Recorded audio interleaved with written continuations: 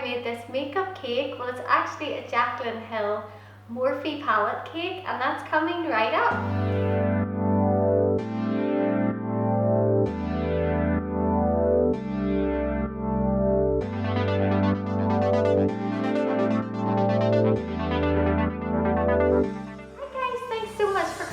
Watching another video of mine. If you're new here, I'm Amanda and I create loads of videos just like this one, share with you how I create my cakes and cake toppers. So if you're into that kind of thing, make sure you hit that subscribe button and you'll not miss next week's video. So this cake means so much to me, and not because it's an amazing cake or anything, but because of the reason behind why I made it. I'm not going to go into that now because I just want to get straight into showing you how I made the cake. But if you're interested in the reason why I chose to make a Jaclyn Hill palette cake, then stay tuned and I'll go into everything at the end of the video. And if you make it to the end of the video, I'm just putting out a disclaimer that it is an emotional one. I wasn't sure whether to put it in or not, but I just want to be real with you guys. So as you can see, I have the Jaclyn Hill Morphe Favorites palette and I'm just using it as a template. I've placed it onto a cake card and I'm tracing around the outside of it, and then I'm going to trim it with some scissors. This part I created so that it would fold. I was hoping that I might be able to close the lid on this cake, but if you are going to recreate this cake, I wouldn't do this part because it made it so much more complicated than it needed to be. Brush some water onto your cake board and cover with some white fondant icing. Trim around the outside and leave that to the side to dry. While that's dry, I'm going to create a template using my Morphe Jaclyn Hill Favorites palette. So take a clean sheet of paper, place it over the eyeshadows and use your pencil to create an outline. I sort of thought about this because the kids would do this with leaves or coins and it was quite handy. I just thought, that might be a quite quick, simple way to create a template for my eyeshadow cake. So trim around the outside of your template and cut all the holes out. Yes, every single hole. Trim your cake to size using your template and cover it with buttercream icing. Use a strip of white fondant to create a trim around the bottom of your cake. And you can click on the links in the description below for all the supplies that I used in this video. Roll out a grey square of fondant using your template again and place it on top of your cake. Don't worry if it's not too neat because it's just going to be the part with where your eyeshadows sit on, so it doesn't need to be too neat.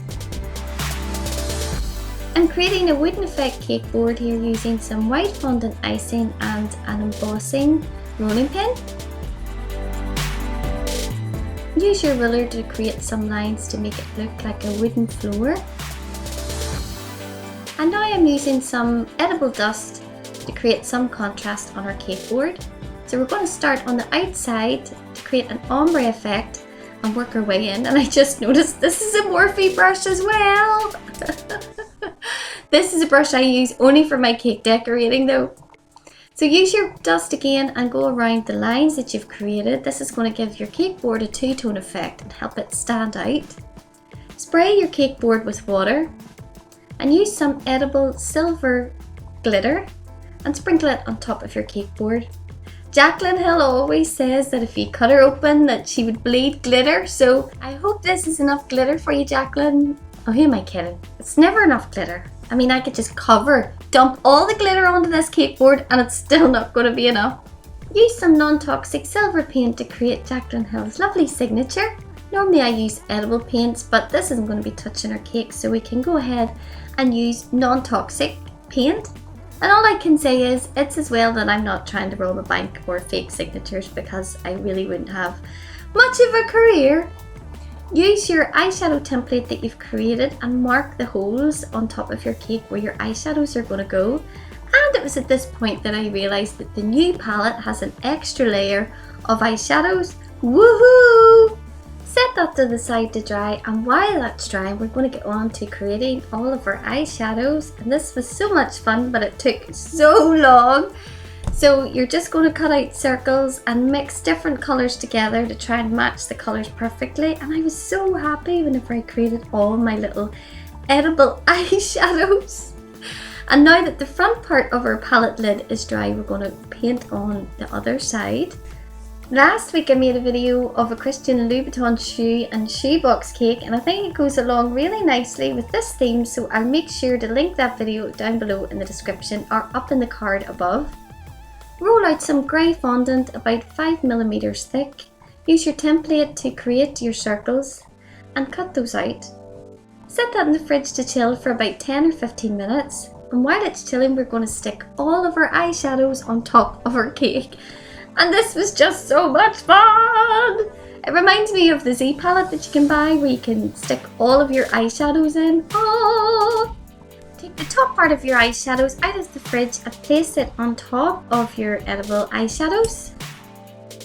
And just work with it until you've got all of your eyeshadows covered. And don't worry if some eyeshadows aren't sitting directly with the holes, you can just gently lift the grey fondant and fix your eyeshadows into place.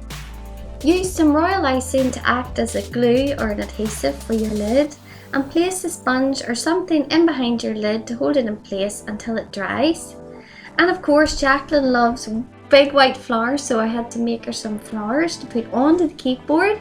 And if any of you know how to share this cake with Jaclyn, please feel free. I have no idea how social media really works. I'm learning, so if you can tell me, I would have thought I would be where I am today, but it will be okay. And if you are going through something, lots of hugs and love